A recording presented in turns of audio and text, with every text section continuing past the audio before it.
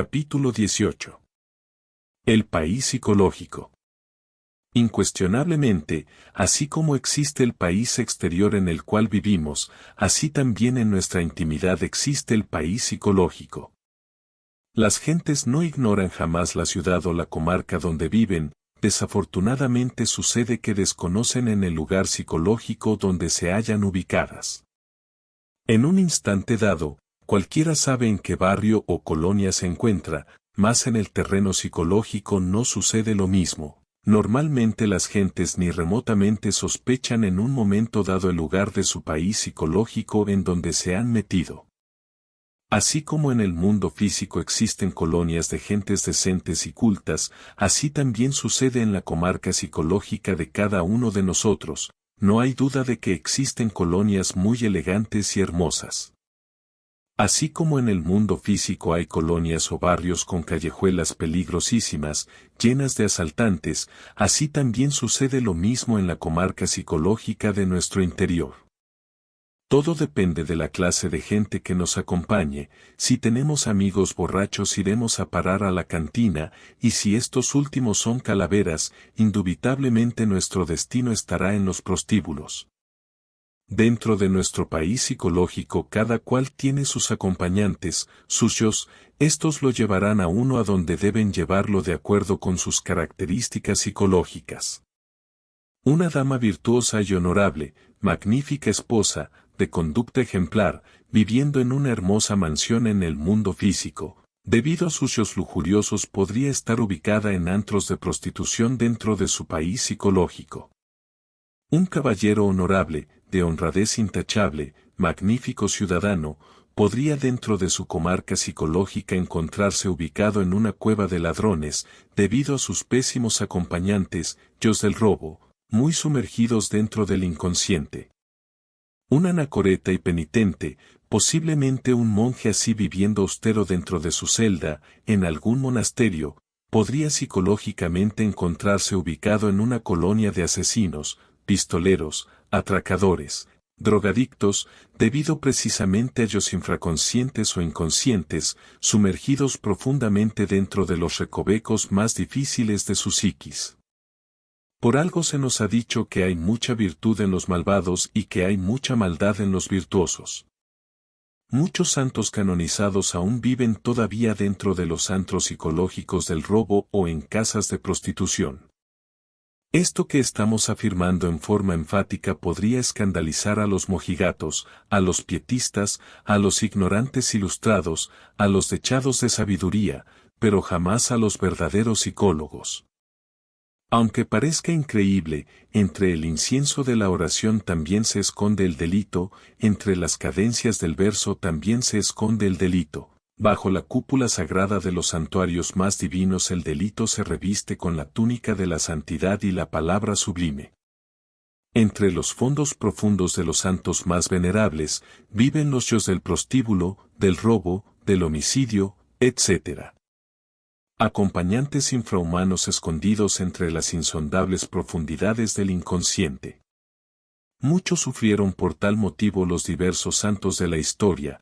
Recordemos las tentaciones de San Antonio, todas aquellas abominaciones contra las que tuvo que luchar nuestro hermano Francisco de Asís.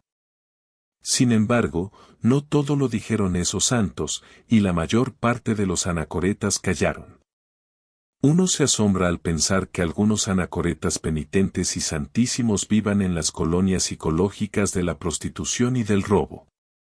Empero son santos, y si todavía no han descubierto esas cosas espantosas de su psiquis, cuando las descubran usarán cilicio sobre su carne, ayunarán, posiblemente se azotarán, y rogarán a su divina madre Kundalini elimine de su psiquis esos malos acompañantes que en esos antros tenebrosos de su propio país psicológico los tiene metidos. Mucho han dicho las distintas religiones sobre la vida después de la muerte y el más allá. Que no se devanen más los sesos las pobres gentes sobre lo que hay allá del otro lado, más allá del sepulcro.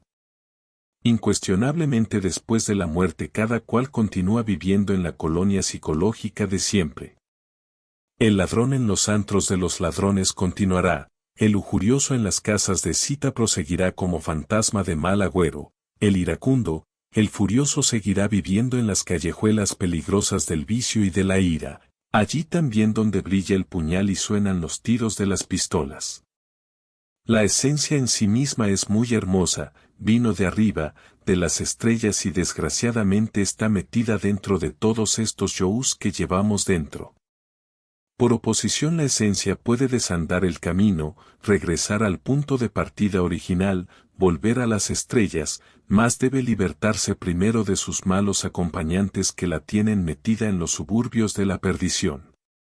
Cuando Francisco de Asís y Antonio de Padua, insignes maestros cristificados, descubrieron dentro de su interior los yous de la perdición, sufrieron lo indecible y no hay duda de que a base de trabajos conscientes y padecimientos voluntarios lograron reducir a polvareda cósmica a todo ese conjunto de elementos inhumanos que en su interior vivían. Incuestionablemente esos santos se cristificaron y regresaron al punto de partida original después de haber sufrido mucho. Ante todo es necesario, es urgente, inaplazable, que el centro magnético que en forma anormal tenemos establecido en nuestra falsa personalidad, sea transferido a la esencia. Así podrá iniciar el hombre completo su viaje desde la personalidad hasta las estrellas, ascendiendo en forma didáctica progresiva, de grado en grado por la montaña del ser. En tanto continúe el centro magnético establecido en nuestra personalidad ilusoria viviremos en los antros psicológicos más abominables, aunque en la vida práctica seamos magníficos ciudadanos. Cada cual tiene un centro magnético que le caracteriza. El comerciante tiene el centro magnético del comercio y por ello se desenvuelve en los mercados y atrae lo que le es afín, compradores y mercaderes. El hombre de ciencia tiene en su personalidad el centro magnético de la ciencia y por ello atrae hacia sí todas las cosas de la ciencia, libros, laboratorios, etc.